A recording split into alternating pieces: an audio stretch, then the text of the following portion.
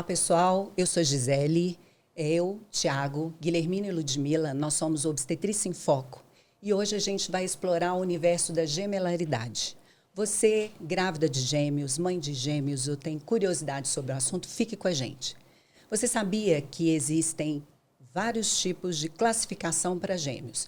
Então, a gente tem os gêmeos idênticos e tem os gêmeos não idênticos. Os idênticos, eles são gêmeos formados pelo mesmo óvulo e o mesmo espermatozoide, e tem os não idênticos, que são óvulos e espermatozoides separados. Enfim. Existem outras classificações também, né?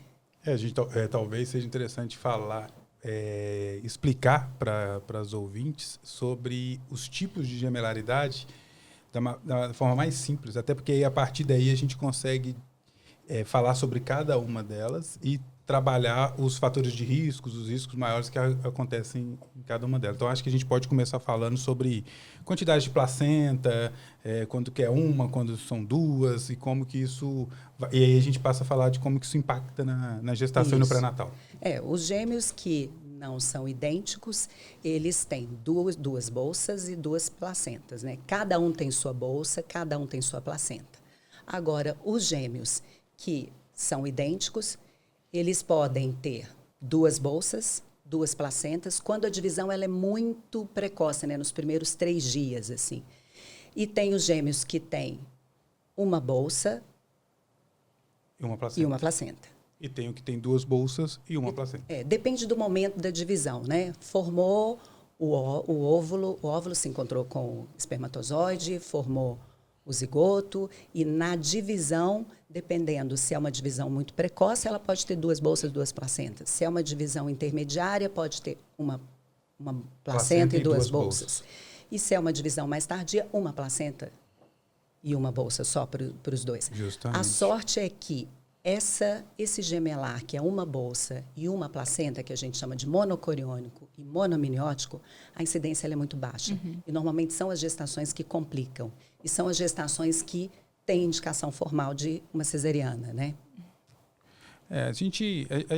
A gemelaridade, ela impacta em várias situações de riscos para a gestante. A gente vai abordar isso aqui. Em relação à orientação, acho que o importante é a gente trabalhar com as duas mais comuns, para a gente começar a conversar. Então, a gente tem a mais comum, que é a gestação gemelar com duas placentas e duas bolsas. Essa, inclusive, é a gestação gemelar que habitualmente acontece na terapia de reprodução assistida, porque quando se implanta 2 embriões, né, vai ter uma placenta, uma bolsa, outra placenta e outra bolsa. Seria a chamada de coriônica diamniótica. Essa é a mais comum. É a que tem menos riscos para o pré-natal e para o parto, mas tem aumento de risco de prematuridade, rotura precoce da bolsa. Nós vamos conversar sobre isso. A outra, segunda, né, mais incidente, abaixo da que tem duas placentas e duas bolsas, é a gestação com uma placenta e duas bolsas, que é a monocoriônica diamniótica. Essa, sim, tem, além dos riscos de toda a gestação gemelar, que é parto prematuro, trabalho de parto prematuro, rotura precoce da bolsa, tem também doenças e patologias que podem acontecer no curso da gestação, que também a gente pode falar mais para frente. A terceira e a mais rara, que você disse, que é uma placenta e uma bolsa, que é a monocoriônica, monoamniótica é o nome técnico que a gente usa, mas é uma placenta e uma bolsa. Ela também vai ter maiores riscos, tem riscos associados durante o pré-natal, que a gente vai conversar também, e ela é a mais rara, é a menos comum. E a mais rara de todas é a gemelaridade imperfeita, que é quando você tem os siameses, né? Que não acontece a divisão, né? E se tem 2 fetos, é uma placenta, uma bolsa, 2 bebês, mas eles estão acolados, conectados em alguma parte do organismo. Ou pela cabeça, ou pelo tórax, ou pelo abdômen. Então, eu acho que aqui ficou bem esclarecido sobre os tipos de gestação gemelar. A gemelaridade, ela teve uma incidência fixa, né, em termos de probabilidade de acontecer na população geral.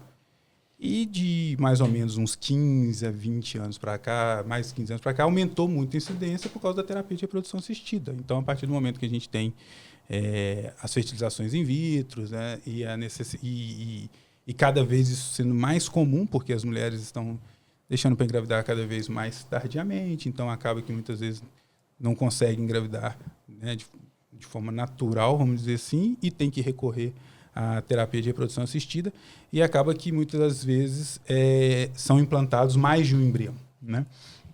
E aí você tem aumentou muito a incidência. Então, é um desafio para nós obstetras, que somos os profissionais que recebemos essas gestantes, que elas vão lá fazer o tratamento, faz o tratamento com o infertileuta, engravidou, fez o primeiro ultrassom, viu que tem 2 bebês lá dentro, aí manda para a gente. A gente é que vai acompanhar aí e lidar com essa gestação, que é uma gestação que ela é muito linda do ponto de vista na sociedade, né? Fica todo mundo muito feliz com o fato de ter 2 bebês ali, né? Ou um casal, ou 2 meninos, ou 2 meninos, isso é muito maravilhoso, mas a gente, como profissional que acompanha, a gente sempre fica morrendo de medo, né? A gente fica ali felizes de ver a felicidade da família pelo fato da gestação gemelar, mas por outro lado a gente assim, meu Deus do céu, vai nascer prematuro, vai ter uma rotura precoce da bolsa, enfim. E aí realmente existem várias intercorrências no pré-natal que é importante a gente falar para as pacientes se familiarizarem e entender o quão complexo é o acompanhamento da gestação gemelar. Comparado com a gestação única, onde a gente pode ter complicações como diabetes gestacional, pré-eclâmpsia, ruptura prematura de membrana e trabalho de parto prematuro, as gestações gemelares, quando comparadas às gestações únicas, elas têm uma incidência muito maior do que nas gravidezes únicas. Então, você tem, numa gestação gemelar, seja ela de qualquer tipo, como a gente já definiu, a diamniótica diz 2 placentas, 2 embriões, 2 fetos e 2 bolsas, ou uma placenta, 2 bolsas, ou uma placenta e uma bolsa, elas têm complicações específicas. Mas elas dividem todas pela gemelalidade o maior risco de pré-eclâmpsia, tá? A pré-eclâmpsia, quando comparada com a gestação única, ela ocorre mais nas gestações gemelares. O maior risco de prematuridade, que é o grande algoz da gestação gemelar. Porque a gente não tem um tratamento específico ou uma maneira de evitar que isso aconteça. Porque, por exemplo, muitas vezes as pessoas pensam que usar a progesterona ou cerclar colos, tanto que não existe nenhum trabalho sobre cerclagem de colo em gemelares que conduza a um efeito de reduzir essa taxa de prematuridade. Então, a gente tem muita dificuldade de manejar a prematuridade. E quanto mais precoce a prematuridade, maiores serão os danos que esses nenéns vão sofrer por nascerem, principalmente se nascem entre 24 e 27 semanas, que é aquela zona cinzenta onde a gente tem uma sobrevida hoje de grande quantidade desses fetos, porém com sequelas devido à prematuridade. Então, a gente tem que, ao receber uma paciente gemelar, nos cuidados pré-natais, a gente tem que já conversar com ela sobre o risco maior de pré-eclâmpsia, sobre o risco e as possibilidades que a gente tem para poder fazer uma intervenção do tipo uso de ácido acetilsalicílico. Avaliação das artérias uterinas. Paciente que tem maior risco para diabetes gestacional. Porque como a gente tem 2 placentas, a gente tem maior produção de hormônios contra-insulínicos e isso predispõe fisiologicamente ao estado diabetogênico. Então, com o diabetes gestacional, ela vai ter as intercorrências relacionadas ao diabetes gestacional. Por exemplo, o crescimento dos fetos além do esperado se a glicemia não estiver sob controle, o que acaba causando um aumento no volume uterino também por um aumento de líquidos das 2 bolsas e que vai trazer, às vezes, como consequência, a necessidade de nascimento desses fetos antes do período que a gente estaria esperando. Quanto à prematuridade, o trabalho de parto prematuro, o trabalho de parto prematuro na gestação gemelar ele ocorre numa proporção maior do que na gestação única e, muitas vezes, a única medida do ponto de vista científico que a gente tem, que é a medida do colo do útero no morfológico, entre 20 semanas e 24, que serve para a gente ter uma noção, quando a gente tem uma primigesta de gestação única, ela não dá garantia nenhuma para a gente na gestação gemelar. Ou seja, você pode fazer um ultrassom com medida de colo normal, entre 20 e 24 semanas, e apresentar um trabalho de parto prematuro, apesar de ter um colo de 4,5, 5 centímetros. Ou seja, ele não tem um valor de predizer para a gente o risco dessa prematuridade na gestação gemelar. Na verdade, é porque a gente não pode replicar tudo que a gente vê e segue nas gestações únicas para a gestação gemelar. Em termos de tratamento. Em termos de tratamento, em termos de prevenção também, porque muitas coisas vão sair do controle pelo simples fato de ser um gemelar, né? Então, só para finalizar essa primeira parte, importante primeiro a gente saber, né, qual que é o tipo do gemelar. Isso vai fazer uma diferença grande para a gente, para poder imaginar ou predizer as possíveis complicações e de como vai ser o manejo dessa gestante ao longo do pré-natal. E também em relação à via de parto, né? Sim. E existem muitas iatrogenias, né? Quando se fala de gemelar, como o Gui falou. Às vezes faz uma cerclagem, entrar com progesterona, às vezes de forma inadvertida, dar corticoide, porque tem risco de prematuridade, deixa eu fazer um corticoide. A gente sabe dos efeitos deletérios do corticoide a longo prazo para esses bebês. Então, assim, você vai dar corticoide quando você tem uma certa segurança, uma certeza de que vai nascer antes de 34 semanas, né? Mas você vê muita gente dando corticoide para gemelar, às vezes gemelar com 2 bolsas, 2 placentas, gestações não complicadas que podem ir a 38 semanas, que podem chegar no termo, dando corticoide. A gente vê muito disso, né? Assim, a gente precisa também definir aqui, falar um pouquinho sobre complicações, e aí eu vou puxar de novo, sempre eu puxo sardinha para a questão do ultrassom, né? E gestação gemelar tem que ser conduzida por médico obstetra experiente, tanto para assistência pré-natal quanto para assistência de parto, e tem que estar junto com ultrassonografista experiente. Por quê? Porque as patologias que podem acontecer numa gestação gemelar, elas são muitas das vezes de diagnóstico ultrassonográfico. Então, quando a gente tem uma gestação gemelar com 2 placentas e 2 bolsas, que é a mais comum e a melhor do ponto de vista de acompanhamento tanto para a gente quanto para a gestante, a gente está ali sobre os riscos que o Guilhermino falou. Você tem maior risco de pressão alta, que é a pré-eclâmpsia, você tem maior risco de trabalho de parto prematuro, você tem maior risco de rotura prematura da membrana. Isso aí, todas as gestações gemelares, todos os tipos têm. Por outro lado, você está numa gestação gemelar mais tranquila porque você não tem o risco de ter a síndrome de transfusão feto-fetal, que é a comunicação, que aí vai acontecer nas gestações gemelares monocoriônicas e diamnióticas, que é aquela que tem uma placenta e 2 bolsas, porque os bebês estão compartilhando placenta.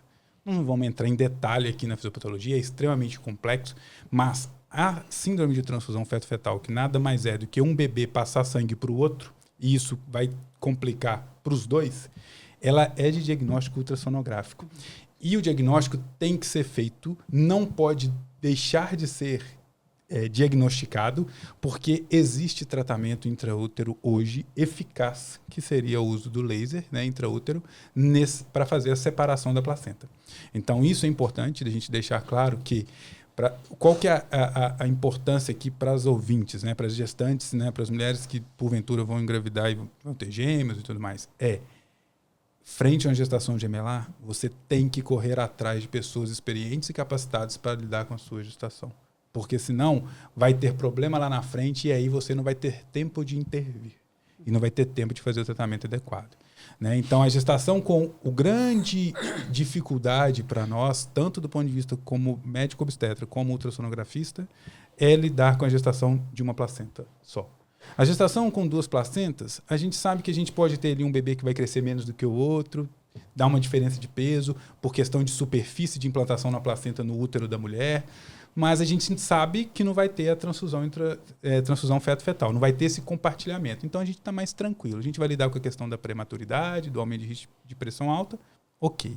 Quando a gente está na frente de uma gestação de uma placenta só, aí a gente precisa ter um acompanhamento muito, muito rigoroso, com pessoa capacitada para poder fazer o diagnóstico correto, para poder intervir da maneira adequada e no momento oportuno. Porque isso muda o prognóstico dos bebês. Muda de verdade. E quando, às vezes, as pacientes estão fazendo um acompanhamento com um profissional que não está habituado a lidar com essa situação, quando descobre o problema, às vezes já está muito tarde. Sobre a questão da prematuridade, questão de progesterona, isso na gemelaridade, assim, inclusive até nas pacientes com colo curto, gemelar com colo curto, ainda não se tem uma evidência científica tão robusta para dizer qual é a dose de progesterona. Então, assim, já se tem alguns estudos mostrando que a dose dobrada, né? Para você gemelar, uso dobrado, acho que o raciocínio foi esse. Mostra algum efeito, não é um problema, pode se usar, mas mesmo assim não tem uma evidência robusta, assim como a cerclagem também. Né? Então, assim, gemelaridade é um desafio, gemelaridade é complexo. Vale lembrar também, e aí é uma questão muito importante, que as terapias de reprodução assistida, fertilização in vitro, é muito importante o profissional que está acompanhando essa gestante discutir antes de fazer a implantação, a FIV, antes de implantar o embrião, discutir sobre isso com a mulher, porque o que eu percebo é que elas chegam com a gravidez gemelar e quando a gente começa a falar dos fatores de risco, elas nunca tinham ouvido falar isso. Quem faz tratamento de fertilidade, em 99% das vezes, são ginecologistas obstetras. Então, assim, antes de implantar, não estou dizendo que não tem que implantar 2 embriões, tem as indicações, enfim, mas antes de optar por implantar 2 embriões, 3 às vezes, ou 3, ou 2 ou mais, conversa com a paciente. Olha, 2, você vai ter 2 gestações, 2 bebês, tudo muito lindo, mas tem um risco disso. Seu bebê pode nascer com 28 semanas, seu bebê pode nascer com 29, vai ficar 2 meses no internado do CTI, maior risco de doença respiratória no futuro, maior risco de dificuldade de aprendizagem, enfim, você tem maior risco disso, pela prematuridade em si. Então, às vezes, a paciente ela vai até pensar, poxa, frente a isso, eu quero que implanta um só. Né? Porque também vale lembrar, quando se implanta 2, vira 3. Pode virar 3. Eu estou com uma paciente acompanhando agora que aconteceu isso. Implantou 2, são 3. Está tudo lindo. Mas, ou seja, aquilo que tinha o risco de ser gemelar, ficou pior ainda porque é trigemelar. Então, tem que ter esse cuidado. Assim, eu acho que essa conversa com a mulher que vai para a terapia de reprodução assistida, vai para o tratamento de fertilidade, ela já tem que ser antes do procedimento em si. Porque é muito bonito a gestação gemelar. Quando dá certo, então, é maravilhoso. Eu e o Lud, nós tivemos uma médica, né, que foi uma gestação, não foi por FIV, mas foi uma placenta e uma bolsa. Né? Você lembra desse caso? Aluna. Foi aluna da Ludmilla na faculdade, que assim, ela fazia ultrassom comigo toda semana e eu morrendo de medo. Era uma placenta só e uma bolsa e ainda era médica, né? Aí isso tende a dar mais errado ainda. E aí, e aquela gestação que a gente fica o tempo todo, você fica vendo o entrelaçamento do cordão lá, porque só tem uma bolsa, você vê o cordão todo entrelaçado, você vê, e você fica assim, Jesus. E assim, deu tudo certo. Nasceu na idade gestacional preconizada para a gestação com uma placenta e uma bolsa. Mas, ou seja, a gente tem que ter um cuidado. Então, assim, na FIV, na terapia de reprodução assistida, no qual você tem a oportunidade de discutir isso antes, isso tem que ser orientado para a mulher. Eu acho que isso tem que ser conversado. Então, assim, eu já vi algumas pacientes que eu faço muito ultrassom de pacientes que, né, que foram submetidos a FIVs. Eu já tive pacientes que eu pergunto, sempre pergunto, foi implantado 1, foi implantado 2, mesmo que tenha um só, às vezes implantou 2, evoluiu só 1. Não, eu quis um só por causa que não queria correr o risco de ter. Então, assim, a gente percebe que alguns colegas fazem essa orientação, mas eu percebo também que não são todos. Não todos. E até porque quando a complicação acontece, muitas vezes a gente não tem como tratar, né? Exatamente. Assim, a gente fica um pouco de mãos atadas, nem todas as complicações frente ao gemelar são passíveis de tratamento ou de manejo, né? Muitas vezes vai cair na prematuridade com todas as suas repercussões sobre mãe, sobre bebês, sobre família, né? E a gente vê que falta orientação nesse sentido. O gemelar, ele carrega culturalmente uma imagem muito bonita, né? De ter, eu tinha um tio que ele sempre olhava para mim e falava assim, cadê seus gêmeos? Ele sempre falava que eu ia ter gêmeos, não sei de onde, porque na minha família nunca ninguém teve gêmeos. Eu sempre falava, não, só se for para ficar um com você, assim. Porque realmente é muito lindo mesmo, é sempre muito bonito você ver, né, os casos gemelares, mas toda a complicação que vem por trás disso, que cai para a gente, né, que a gente que tem esse costume de acompanhar, esse costume de manejar, a gente sabe que não é fácil, né? É muito bonito ver o caso que deu certo, né? Mas a gente tem 1 milhão aí de casos por trás que muitas vezes as pessoas nem ficam sabendo, com um risco muito maior de complicação e de evento adverso. E essa conversa tem que ser bem clara, porque a partir do momento que a paciente topa tentar implantar 2, sabendo que pode ser 3, e eu ainda brinco, eu tive uma paciente recente que implantou 3 e tinha 3 embriões da primeira vez. A hora que ela virou para mim e falou assim, mas eu não queria 3. Eu falei assim, queria. Você implantou 3, você queria 3 meninas. E se você deu sorte que ficaram 3, porque a gente poderia estar aqui com 6 bebês se todos tivessem dividido. Então, essa conversa não foi tida com ela. Então, e é aquela pergunta que você tem que fazer sempre. Você está ciente de que a grande maioria dos gemelares vão chegar, não do ponto de vista do mono-mono, que esse vai sair antes, mas o Didi, se tudo der certo, ele vai chegar em 35, 36 semanas, 37 alguns, mas é entre 34 e 36. E essas pacientes já ainda passam aperto com esses bebês no berçário. E quando a gente tem um trigemelar ou um quadro gemelar, onde esses nenéns vão nascer com 28 semanas, 27 semanas, e que vão passar 60 dias, pelo menos, dentro de um CTI. E ninguém conversou com ela sobre isso antes. Porque se toda mulher entender o que significa prematuridade e o risco disso naquele momento, que é o risco de morte do bebê, e depois, a longo termo, o risco de o evento prematuridade vai trazer para a vida daquele bebê, ela sempre vai escolher ter um filho só. Porque quando você conversa com as mães de prematuros, e eu tive uma leva de vários prematuros recentes, é muito sofrido para elas estar no CTI com o bebê bem de manhã, mais ou menos à tarde e morrendo à noite, para poder chegar no dia seguinte e ele estar melhor. E nunca ter a certeza do que vai acontecer durante um período de 60 dias. E a gente sempre tem que colocar, essa conversa tem que ser tida do tipo, entrar no CTI não é garantia de sair bem, nem garantia de sair. Então, hoje a obstetrícia banalizou muito a facilidade de tirar os nenéns por causa do nosso aporte, nosso suporte neonatal. O nosso suporte neonatal está fantástico, mas a gente tem que saber qual realmente a necessidade de nascimento daqueles bebês. São as condutas que às vezes acontecem. A gemelar rompeu bolsa, em vez de segurar essa gestação, fazer um manejo conservador, já vai e tira esses bebês. Ou seja, você tira o bebê sem corticoide, sem neuroproteção, que é questionável, e coloca esse menino no CTI como se isso fosse garantia. Então, uma das possibilidades que a gente tem é romper o bolsa, manejo conservador, mantém esses bebês lá o maior tempo possível. Vão nascer prematuro? Vão nascer prematuro, muito provavelmente, rompeu a bolsa. Mas manejar de maneira mais conservadora para que seja o menos prematuro possível, porque a gente assiste gemelaridades com 23 e 24 semanas e é desesperador para os casais assistirem aqueles filhos entrarem e muitas vezes não saírem do CTI. E os que saem nessa faixa entre 23 e 26, 27, às vezes saem muito sequelados. Então, não era a expectativa desse casal, ou seja, o sonho, de repente, virou um pesadelo. Então, e às vezes foi por falta de uma conversa do colega do tipo, não vamos implantar 2, vamos implantar 1.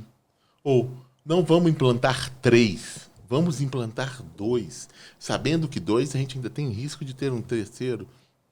Então, a gente tem que colocar isso bem claro para as pacientes que gemelar. Eu sempre brinco com elas. É muito bonito na foto da Anne Guedes.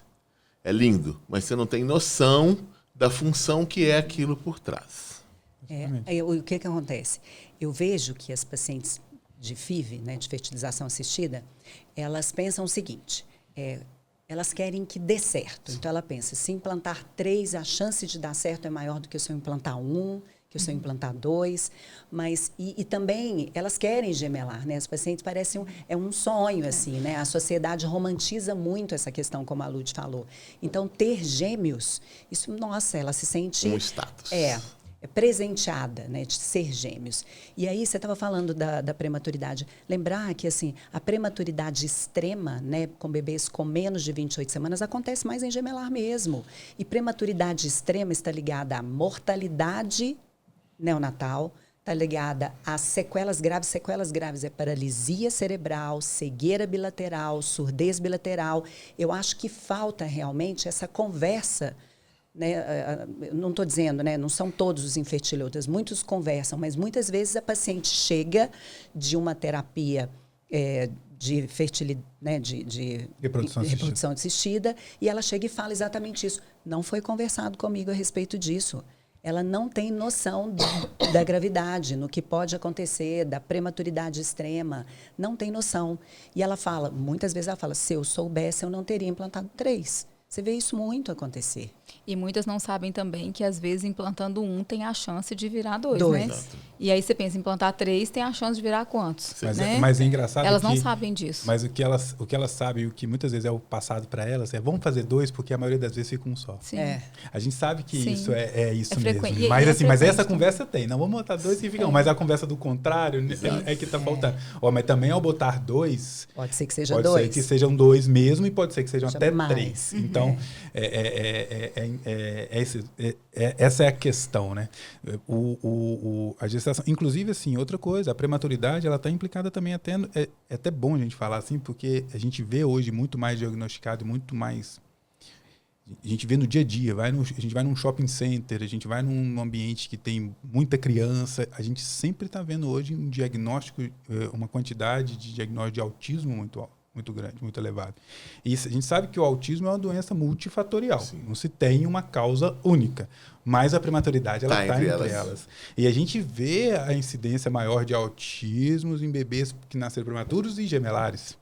Porque a gemelaridade é a principal causa de prematuridade. Então, são vários... Por que eu estou falando do autismo? O autismo é um diagnóstico, assim, até que a gente tem que ter cuidado ao conversar e falar sobre ele, mas é importante, porque a gente está falando de prematuridade e a prematuridade está correlacionado com a maior incidência de autismo.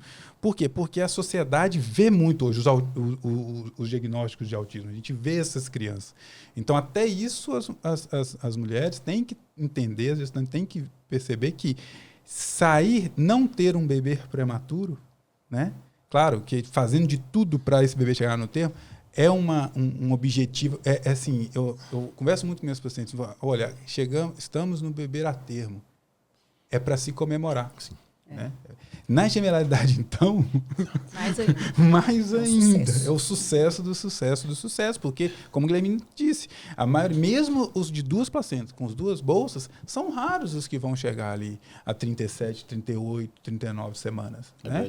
Os de uma placenta, mesmo que sejam de placenta com 2 bolsas, sem nenhuma patologia durante o pré-natal, não teve transfusão feto-fetal, não teve síndrome de anemia, policitemia, não teve ciúme seletivo de um dos fetos, que são as 3 principais hipóteses diagnósticas na gestação de uma placenta só. Se não teve nada disso, o crescimento foi discordante, está tudo bonitinho, esses bebês já têm uma recomendação de nascer com 36 semanas.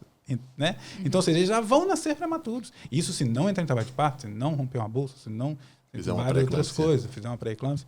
Então, a gente tem que ter muito cuidado. Outra coisa que a gente podia falar também é que a gente está identificando a questão dos tipos de gemelaridade, dos riscos, dos fatores de riscos, né, de pré-eclâmpsia, de diabetes, de parto prematuro e tudo mais. A gente pode falar também de um outro fator de risco, uma outra complicação que é mais comum na gemelaridade, que é a hemorragia pós-parto. Sim. Uhum.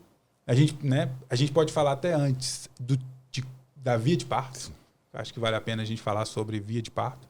A Gisele já iniciou aí mostrando que gemelar não tem que ser cesariana, apesar de que muitas vezes é assim que é conduzido.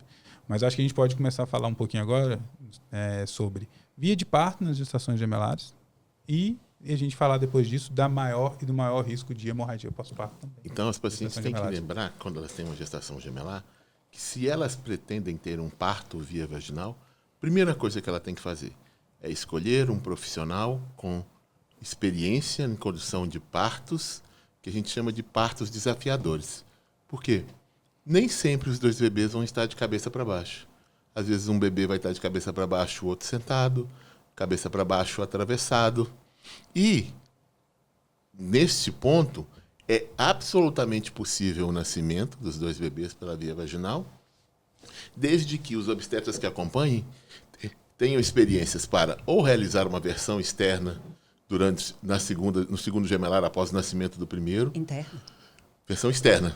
Tá. E, se isso Interna, não for possível, realizar uma versão interna e extração fetal. Então, exige a habilidade de manobras obstétricas. Então, se é o seu desejo um parto vaginal, o seu obstetra deve ter conhecimento disso. Porque o que muitas vezes a gente vê hoje, em grandes plantões, em hospitais principais, o paciente tem uma gestação gemelar, o primeiro está cefálico e o segundo está transverso ou pélvico. Ela vai ter o primeiro parto normal e a hora que terminar de nascer, eles vão levar ela para o bloco e vão fazer a cesariana no segundo. O que coloca ela num muito maior risco, porque uma vez que você abriu o colo todo, passou um bebê, neste ponto você leva essa paciente e faz uma cesariana. E que, do ponto de vista científico, não tem indicação nenhuma. Ele tem indicação de manobras obstétricas e retirada do segundo feto. Então, e não é porque é mais perigoso para o bebê. Por sinal, é melhor para o bebê, porque até o tempo que você leva para tirar essa mulher de uma suíte de parto, levar ela para o bloco, anestesiar para fazer a cesariana, se você faz uma manobra obstétrica, você tira esse menino em 5 minutos. Então, ou seja, o risco dele é muito menor se você tiver uma obstetra que tenha o domínio das manobras. E melhor para a saúde da mãe, porque, afinal de contas, ela vai ter que cuidar de 2 bebês. Então, tendo um parto normal, vai ser muito melhor para ela. E a gente tem que lembrar aqui, tendo um parto normal, mesmo assim, com todos os cuidados, é um útero super distendido. Então, é um útero que tem mais chance de evoluir com hemorragia pós-parto. Esse obstetra também tem que dominar manejo de sangramento massivo obstétrico, de massagem, uso de drogas, se necessário, uso de técnicas cirúrgicas para desvascularização desse útero e manutenção desse útero para a futura gestação, se for desejo dessa paciente. Então, a habilidade obstétrica tem que ser avaliada quando é um desejo da paciente ter um parto via vaginal. Porque o que a gente mais vê hoje é gemelar é igual a cesariana. E do ponto de vista da literatura, não existe isso. A literatura é clara. A gestação gemelar, a via de parto é obstétrica. É claro que 2 bebês atravessados não nascem em lugar nenhum de parto normal. Mas qualquer outras posições dos fetos vão depender sempre da habilidade do obstetra que está conduzindo esse parto. Às vezes você vê ginecologistas fazendo obstetrícia, né? Então, assim, não são obstetras, propriamente dito, assim. Mas você falando sobre a hemorragia, assim, a gente tem 4 causas de hemorragia, principalmente. A maior causa, a principal causa, é o útero não contrair adequadamente. Então, você falou, né? Sobredistensão, você tem um útero sobredistendido porque tem 2 bebês, 2 bolsas, enfim. 2 placentas. E aí, depois que esses bebês nascem, ele tem uma dificuldade de contrair. Aliás, ele pode ter uma dificuldade de contrair no nascimento do segundo já, né? Então, assim, a versão, às vezes, você faz, mesmo o segundo também estando cefálico, a versão interna tem o objetivo de você fazer a extração podálica, né? Virar o bebê e tirar o bebê pelos pés, porque às vezes o útero ele não está contraindo e às vezes esse bebê precisa nascer mais rápido. Então, e esse útero às vezes ele não contrai. Então, uma das causas de hemorragia por útero não contrair, que é o que a gente chama de atonia, é a sobredistensão uterina por causa da gemelaridade, né? Sobre via de parto também, vale dizer o seguinte, igual o Guilhermino diz, 2 meninos atravessados, né, transverso, não vai nascer de parto normal. E tem uma placenta e uma bolsa. Uma placenta e uma bolsa também, ela é uma contraindicação ao parto normal pelo entrelaçamento de cordão. O entrelaçamento de cordão é real, né? Nós temos uma foto, até a Marina que mandou do parto daquela sua paciente. O bebê com uma placenta e uma bolsa, eles fazem entrelaçamento de cordão e é uma indicação de cesariana, até porque você vai interromper a gestação com 32 a 33 semanas, que é o recomendado, no máximo 34, e aí você não vai fazer indução de parto e tal. Agora, na gestação de uma placenta só, com 2 bolsas, não. né? Você tá ali seguro para fazer uma assistência de parto normal, parto vaginal. Se o primeiro bebê está cefálico, então não tem discussão, né? A gente conversa com os pacientes e fala, se o primeiro está de cabeça para baixo, como está o segundo, pouco importa. Sim. A verdade é essa. A gente quer que os dois estejam de cabeça para baixo. Aí aqui, de novo, eu puxando a sardinha para o ultrassom. O ultrassom intraparto é a nova modernidade na obstetrícia. Isso vai ser o futuro. A gente não sabe como que isso vai ser adequado. Em todas as situações. A gente não sabe assim, quem é que vai fazer, como que vai ser feito, como que vai ser a disponibilização de um aparelho para poder... Mas no futuro, já tem vários estudos, evidências em gestação única, gemelar, de que o ultrassom intraparto vai ajudar para avaliar parto assistido, a fórceps e a vácuo, posição de bebê, para avaliar posição de bebê, para fazer uma rotação manual. Então, assim, a gente já tem usado muito isso. Eu e Guilhermina, a gente usou muito porque eu tenho um aparelho portátil. Óbvio que não é a mesma coisa, o ideal seria a gente ter, mas o portátil ajuda muito. E aí a versão cefálica externa do segundo é sensacional de fazer. Porque você evita um traumatismo na mãe de enfiar a mão lá dentro e em todo mundo que está em volta, porque tem essa questão. Vamos explicar aqui, porque quando você tem um bebê cefálico, o primeiro está de cabeça para baixo e nasceu, lindo, está lá no colo da mãe. O útero para de contrair muitas vezes, como você provavelmente disse. E aí, o segundo, se você não tem um ultrassom, você não sabe como é que ele está. Você vai ficar já tocando, fazendo toque vaginal para poder definir, palpando a barriga para poder definir o que está apresentando. Aí você vai ficar na dúvida ali se é uma mão, se é um pé, se é um ombro, se é o bumbum, enfim. E aí, muitas vezes, esse bebê vai precisar nascer, né? Não dá para ficar postergando demais. Por mais que você esteja monitorizando ali, o coração às vezes bate mais devagar, é comum fazer bradicardia no segundo gemelar.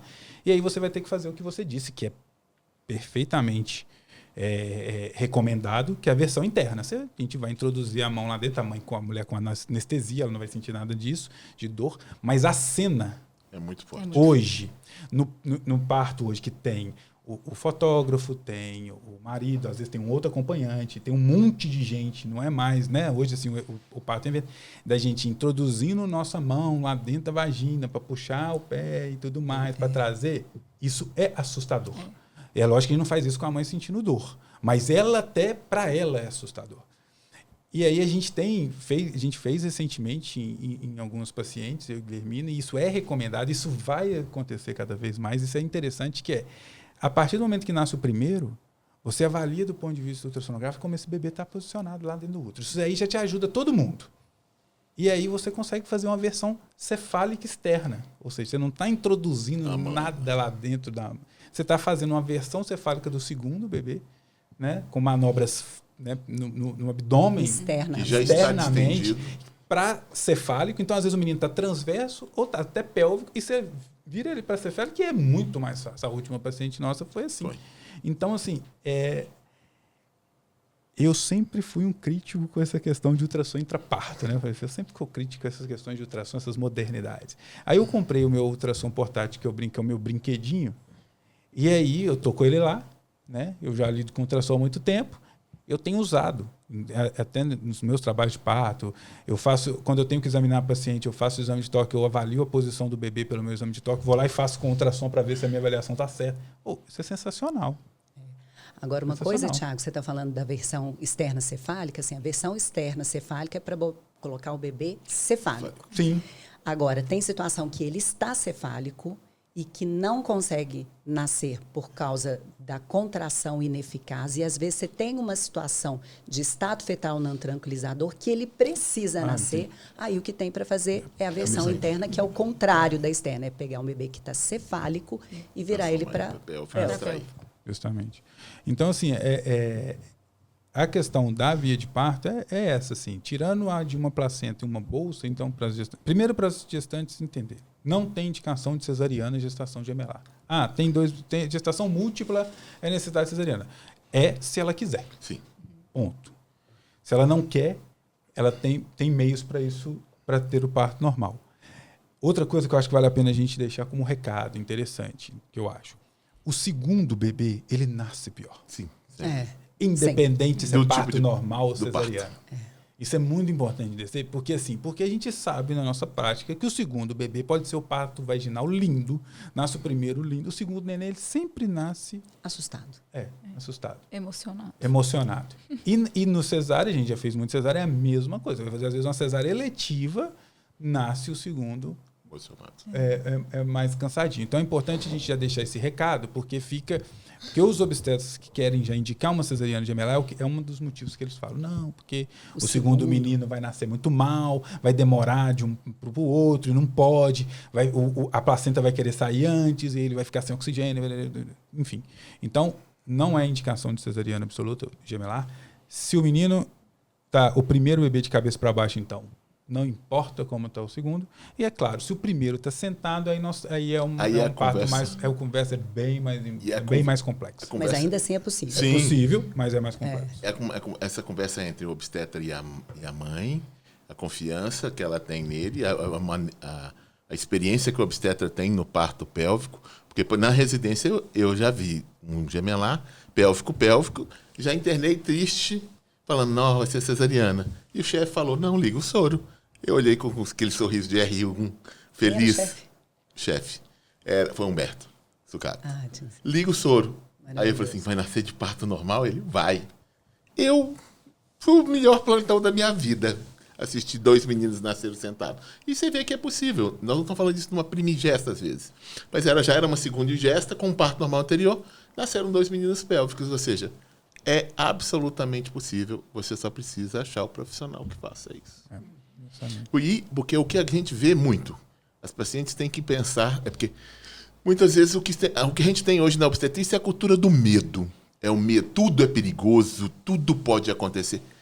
Quando alguém falar com você isso, abre um site de uma sociedade médica e procura, tem indicações. O CRFM tem algumas indicações para cesariana, indicação para várias coisas, e que você vê que às vezes não vai estar escrito aquilo que o seu doutor te falou. Então, quando não está o que o seu doutor falou lá no CRM, ou no Colégio Americano de Ginecologia e Obstetrícia, a gente tem que começar a questionar isso. Tanto que essa cultura do medo é muito... Eu gosto muito de discutir ela, por exemplo. O colégio de ginecologistas mais incisivo que existe é o Colégio Americano. E ele manda a gente induzir entre 42 semanas e 42 semanas e 6 dias. Então, por que eles inventam esse medo todo do bebê chegar em 41 semanas? Ou seja, não é baseado em literatura, é baseado em medo. Então, as pacientes têm que procurar fontes, procurar outras coisas para poder sair desse medo e ela conseguir o que ela quer, de maneira segura, dentro de literatura. E também lembrar que gestação gemela, parto de gêmeos não é fácil. Exato. Não é passear no shopping center. Parto importante. nenhum é. Parto nenhum já não é. Agora o gemelar... O gemelar... Ele exige mais. Ele exige mais. Não, assim... Se a gente, como profissional, que já fez várias assistências de parto gemelar, que já vimos vários partos, a gente já está ali com a adrenalina Sim. lá em cima. A gente já está tendo. Nós 4 somos experientes em assistência de parto e em obstetrícia, né? Como eu sempre brinco, tirando eu e a Ludmila, que somos mais novos, temos 20 anos, né? Então, você imagina os nossos outros 2 colegas aqui, o quanto que já passaram disso aí. Então, né, eu e a Ludmila somos os novinhos aqui, já temos 20 anos de obstetrícia. Então, não estamos falando de um, né, iniciante. A cara da Gisele para mim. Teremos problema após a gravação. Não temos nenhum iniciante aqui. Enfim, e a gente já fica... mais tenso. Mais tenso. Porque, assim, quando a gente está acompanhando o trabalho de parto, eu gosto muito da frase do Guilhermino, que ele fala com as pacientes dele, que as pacientes dele até falam comigo no ultrassom, tipo assim, se você me vê no quarto, você começa a preocupar, porque o ideal é eu nem estar lá no quarto com você, porque significa que o seu trabalho de parto está evoluindo tudo bem. E faz o sentido nisso, né? Porque, assim, se está um trabalho de parto de uma gestação única evoluindo tudo bem, tipo assim, se está tudo bem, não precisa do médico, o médico às vezes vai mais atrapalhar do que ajudar. Agora, no gemelar, eu sei. Agora, um gemelar não dá. Então, só nesse ponto a gente já vê a questão do estresse do profissional. Aí você imagina para a mulher que está encarando. Então, assim como são 2, né, o preparo para o parto é o dobro. Sim. né, também. Não é fácil. Às vezes o último que eu e o Guilhermino estivemos juntos, a princípio, você fala assim, puxa, vai ser tranquilo, porque eram prematuros, vai ser tranquilo, porque os dois estavam a princípio cefálicos. Vão escorregar. Não, vai ser tranquilo. Isso aqui... E não foi tranquilo. Não foi tranquilo. Nem o primeiro e nem o segundo. Então, e a mãe preparada. Sim. Né? Mas todo a tensão do ambiente maior. Então, assim, por isso que eu não entendo, mas entendo entre aspas, vamos dizer assim, quando o profissional fala assim, vamos para cesariana, porque realmente nos tira uma carga, né? Tipo assim, é mais tranquilo pra gente, do ponto de vista profissional. Vai lá fazer cesariana. Tal. Só que a gente tem que entender que a gente está aumentando o risco da mulher de hemorragia pós-parto, que já é maior. A gente está aumentando o risco de infecção dela. Então, tem que levar isso em consideração. E também porque toda complicação do parto é sempre culpa do parto normal, né? Na grande maioria das vezes. Ainda tem né? isso, né? Social, essa é a visão da sociedade sobre o parto vaginal, né? Uma vez que teve um parto vaginal e que teve uma complicação, a culpa é do parto vaginal. Se tivesse feito uma cesariana, essa complicação não aconteceria. Mas esse raciocínio a gente sabe que não é válido. A gente tem 1 milhão de cesarianas que se complicam e com risco muito maior, inclusive. No gemelar, isso aumenta, assim, super potencializado, né? Qualquer alteração que acontecer no parto gemelar é porque foi um parto vaginal. Como se nada fosse acontecer na cesariana, né? Então, tem essa questão social que é muito importante também. A complicação da cesariana ela é mais bem aceita na sociedade que a do parto normal. E é isso que assim, a gente tem que colocar. E quando fica parecendo que o profissional é bonzinho, não, é muito bom, vamos fazer uma cesariana, porque aí você não sofre. É aquilo que a gente conversou no podcast sobre cesariana. Lembra, 3,5 vezes mais chance de morrer só por fazer cesariana. Mais hemorragia, mais infecção, mais trombose. E você tem que levantar e cuidar de 2 meninos depois. Então, não é melhor. Para você, não é melhor. É melhor para todo mundo, menos para você. Sem contar em complicações em gestações futuras Sim. em decorrência de uma cesariana, né? Sim. Acretismo placentário, enfim. Não, sem contar que, às vezes, prematuridades extremas que se faz uma cesariana. Corporal. Sim. Que, às vezes, os dois bebês, às vezes, Não evoluem a sobrevive. óbito. E você Fez, definiu. às vezes, uma cesariana ali numa gestação de 22, 23 semanas. Você enfim, restringiu o futuro reprodutivo dela. Futuro, com aquela ideia de que você está fazendo cesariana para salvar os filhos dela. E aí é lógico que ela vai comprar. Né? Porque, Claro. é claro, né? Qualquer pessoa.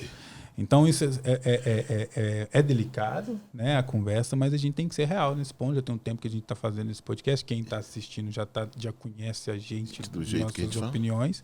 E, na verdade, não é nem opinião. E a gente aqui não está falando nada de opinião. A gente está falando realmente o que está na literatura. Né? E também é o seguinte, outra coisa. Eu estou empolgado. Ultrassonografista, ele conduz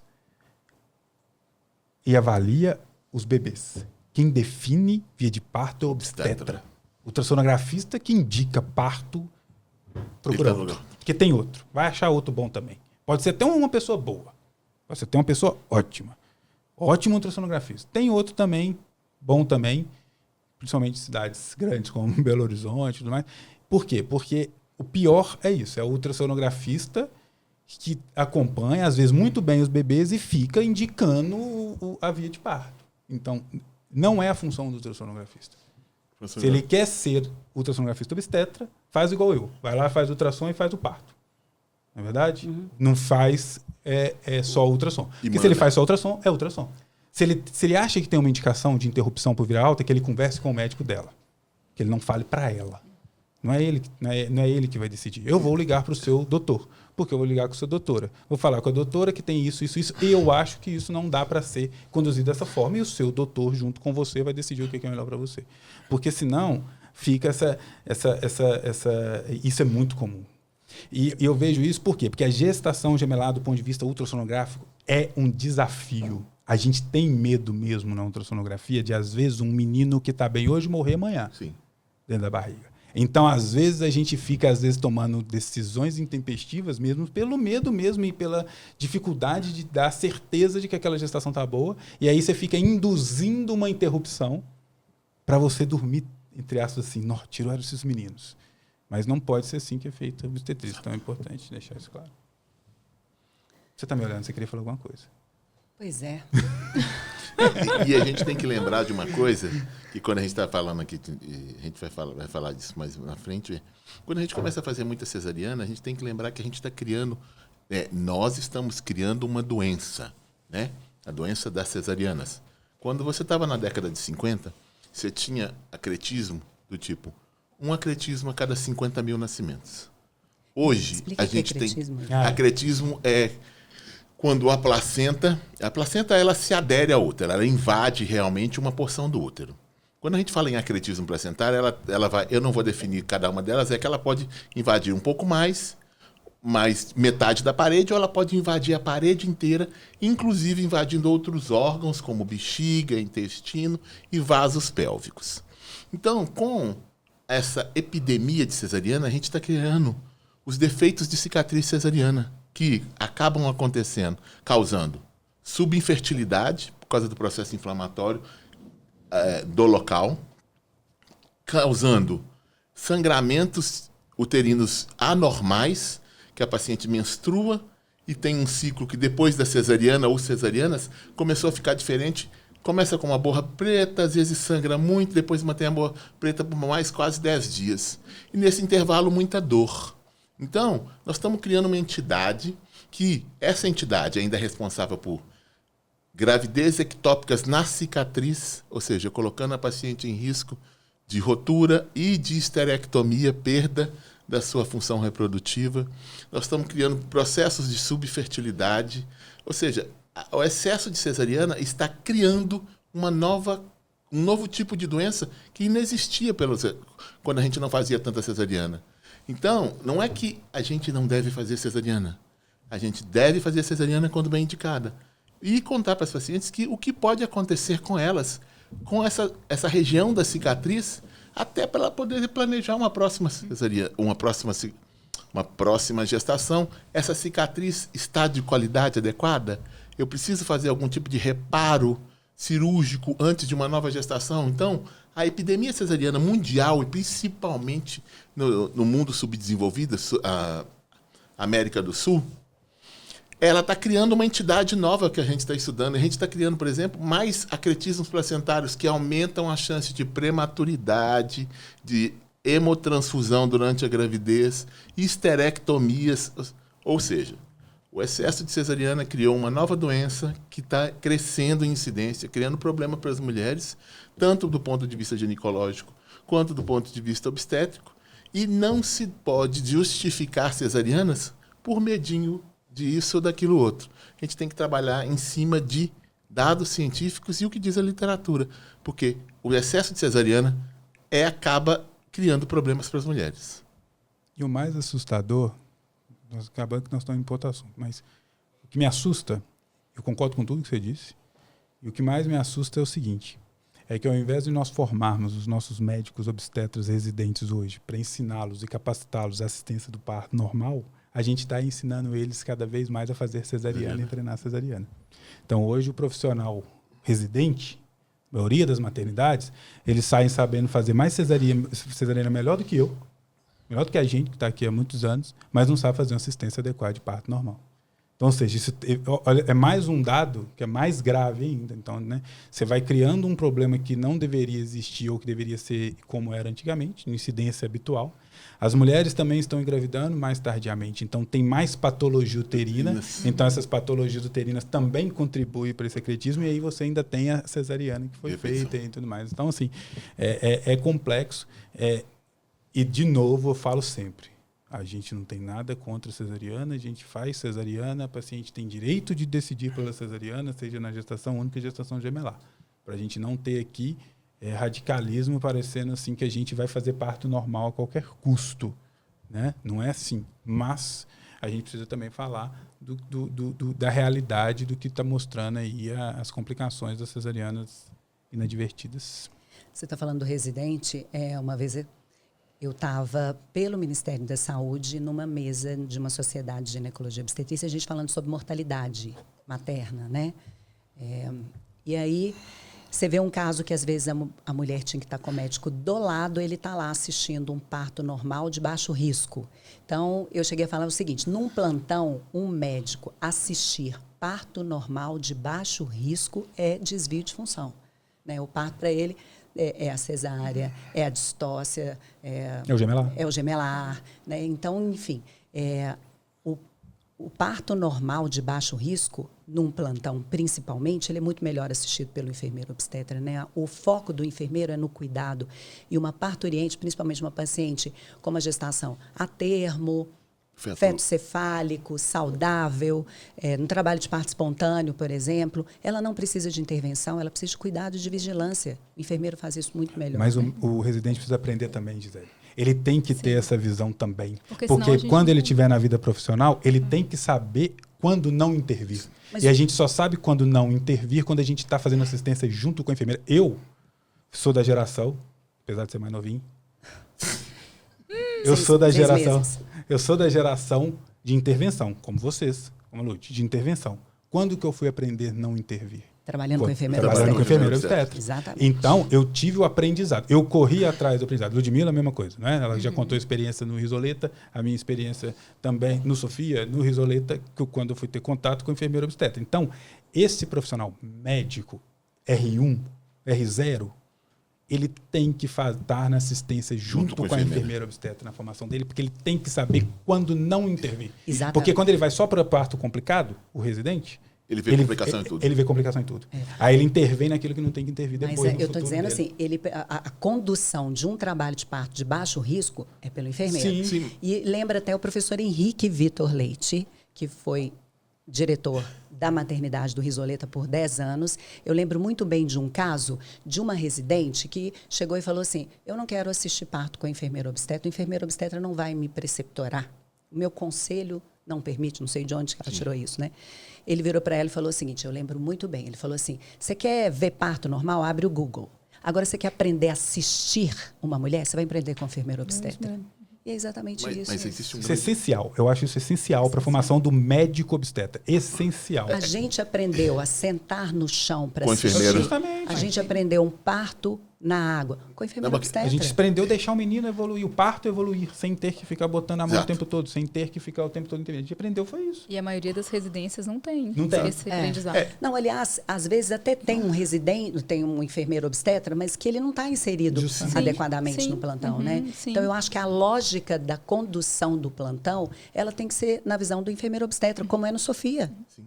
Né? Você vê que os resultados perinatais são muito melhores. Olha os resultados perinatais do Sofia Feldman em relação às outras maternidades daqui de Belo Horizonte. Dá uma olhada para vocês verem. E a lógica do plantão ali, quem cuida de quê? Quem coordena, na verdade, Isso. gerencia, na verdade, o plantão, é o enfermeiro. E é muito interessante quando você vê isso. Eu tive uma formação absolutamente intervencionista. Absolutamente. E o que me ensinou a olhar um parto foi trabalhando na Sofia. A primeira vez que eu fiz um parto na banqueta, eu saí saltitando. Falei assim, gente, é simples assim? Porque do jeito que, por exemplo, quando eu estava na residência, meus preceptores todos falavam horrores de enfermeira obstetra. Horrores. E eu, residente, eu aceitava aquilo como, bom, é verdade, né? É a última informação que eu tinha. Até que eu fui trabalhar na Sofia e, inicialmente, eu cheguei desconfiado, do tipo, será que elas vão fazer alguma coisa, vão aprontar alguma coisa? E aí você vê que a condução é espetacular. Aí você fala assim, não, eu quero aprender isso. Eu quero fazer assim. Então, existe uma guerra de egos, quando a gente está falando disso. Agora, isso é bem polêmico, tá? E as pessoas vão ficar com raiva. A melhor assistência se você quiser mudar a obstetrícia no Brasil, tinha que ter, como eu já falei com o Tiago, o Conitec tinha que fazer um protocolo para a obstetrícia no Brasil, e seguido evidências científicas, como o Conitec faz, de boas qualidades, e seguir de cima para baixo, cumpra-se. É proibido qualquer médico acompanhar uma gestante sem um enfermeiro obstetra. Proibido. É crime do tipo, ali você vai garantir que a paciente vai ter o cuidado adequado. Ela pode ter uma consulta com o médico, com o enfermeiro, mas quem vai fazer o cuidado é o enfermeiro. O médico vai dar informações técnicas, que é o que a maioria dos lugares acontece com consultas de 15 minutos. E, inclusive, na gestação de alto risco, porque gestação de alto risco não significa parto cesariana. Ela tem uma condição de alto risco que um parto fisiológico, se ela entra em trabalho de parto ou se você induz, é a melhor opção para ela. Então, para mudar a obstetrícia no Brasil, é de cima para baixo, onde o enfermeiro vai ser inserido em todos os lugares. E não existe conversa. Eu não gosto, eu não concordo. Ok, você pode sair e procurar outro lugar para trabalhar. Porque tem que ser feito assim, porque assim a gente vai garantir qualidade de cuidado para as mulheres. Porque o que a gente assiste de violência, e é claro quando a gente tem que falar disso, sobre violência obstétrica, do ponto de vista, a gente vê o tema violência obstétrica é muito voltado para o médico. Como se o médico só fizesse violência obstétrica. Mas a violência obstétrica é a violência de gênero com uma mulher gestante por qualquer pessoa que fez essa ação durante o período dela de gravidez, seja pré-natal, parto, puerpério. Então, isso independe da classe do indivíduo, mas a melhora do cuidado obstétrico no Brasil só vai acontecer quando o enfermeiro obstétrico for colocado, inserido de maneira ímpar de toda mulher terá um enfermeiro obstetra como referência. Isso vai mudar até a ideia que elas têm para poder chegar no parto. Se ela quiser fazer uma cesariana, vai, mas ela vai ter informação de qualidade do que um parto normal é melhor para ela. Sim. E isso vai mudar a história obstétrica do Brasil. Só que isso não vai acontecer porque não tem ninguém com peito para fazer isso. Não, eu brinco muitas vezes com a história com o Júlia Kubitschek, trabalhei lá há muitos anos, sempre uso exemplo, e a gente tem uma relação lá muito boa da enfermagem obstétrica, muito boa. Inclusive, a Regina, a enfermeira, trabalha comigo, a gente trabalhou juntos lá anos. E lá no Júlia, a ambiência, longe de ser o ideal, enfim. Mas o bloco obstétrico, você tem a salinha... É o PPP, mas está dentro do bloco obstétrico, tem uma salinha de parto com a não sei se está assim, eu fiquei sabendo que teve até uma reforma, mas tem a cama de parto normal, né, não é mesa, e tem a porta, né, que fica fechada e que você não tem acesso, só tem acesso que tem ali com a gestante. E eu dava plantão muitas vezes com a Regina, e às vezes ela entrava com a paciente lá para nascer, ou para fazer alguns exercícios e tal. E aí o residente me perguntava assim, não, Thiago, mas vai ficar... eu vou ficar lá com ela sozinho? Você vai ficar lá com ela sozinho. Ah, você vai ficar lá? Não, eu tô aqui na janelinha, porque se eu entrar eu atrapalho. Então eu fico na janelinha. Eu já conheço ela há 15 anos. Então eu tô aqui na janelinha. Eu não preciso... Porque o que eu vou ficar fazendo lá? É lógico que eu não vou atrapalhar, porque hoje eu não sou mais esse obstetra que atrapalha. Mas e se a paciente que está ali não quer um homem no ambiente de parto dela? Ela pode, às vezes, não querer um médico homem, né? No SUS elas não têm muita essa opção, mas enfim. Às vezes para ela foi uma mulher que foi violentada na vida dela. Ouvir a voz de um homem não vai ser bom. Ela às vezes não vai verbalizar isso, mas é uma coisa que até nisso é interessante. Então eu fico aqui, porque se ela precisa de mim, ela vai me chamar. E aí a paciente vai saber que tem um problema e que precisa de ter a avaliação do médico. Então, e aí é que eu falo, o médico em formação, a pessoa, eu sempre falei isso, a pessoa saiu, fez 6 anos de faculdade, pagou uma fortuna, se não estudou na escola pública, formou, é médico, escolheu ser ginecologista obstetra e não quer fazer assistência de parto com enfermeira, igual você disse, errou a especialidade. Vai fazer outra coisa. Ou então, pelo menos, respeita a residência, faz o que tem que ser feito, depois vai ser mastologista, vai ser cirurgião ginecológico, vai ser só ultrassonografista, não tem problema. Mas naquele momento que você está ali, nos seus 3 anos, você vai ter que respeitar essa forma de atuação, porque essa é a forma de atuação adequada e correta. Né? Eu falei pra caramba. Gente, no próximo eu não falo, tá? No próximo acho eu não falo nada. Acho que o tema começou como gemelaridade, foi crescendo. Acho que podemos encerrar, né, pessoal? Né? Já temos um tempo aí de discussão. Esperamos que vocês tenham gostado. Falamos bastante sobre gemelaridade e a discussão caminhou também por outras vertentes aí da obstetrícia, mas a obstetrícia é isso, né? É um processo dinâmico, é uma conversa dinâmica, é um assunto que se transforma aí ao longo das conversas. Sigam-nos nas nossas redes sociais, no YouTube, no Spotify. Daqui a pouco a gente vem com mais um episódio, viu? Muito obrigada pela audiência de vocês.